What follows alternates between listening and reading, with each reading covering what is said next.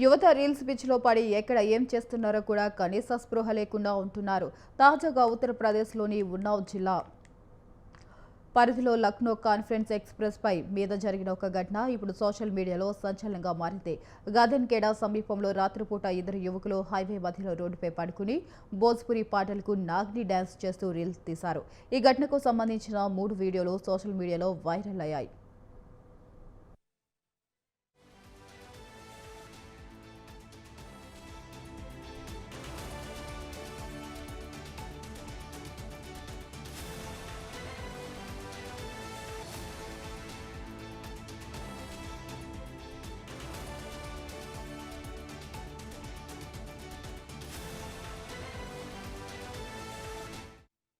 Highway మధ్యలో ఇలా పడుకుని రీల్స్ తీయడం చాలా ప్రమాదకరమని, ఇది వారి ప్రాణాలకు మాత్రమే కాకుండా అటుగా వెళ్లే వాహనదారుల ప్రాణాలకు కూడా రిస్క్లో పెట్టడమేనని నెటిజన్స్ తీవ్రంగా విమర్శిస్తున్నారు.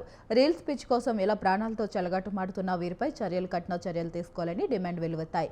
కాగా ఈ ఘటనపై ఇప్పటి వరకు పోలీసుల నుంచి ఎలాంటి స్పందన రాలేదు.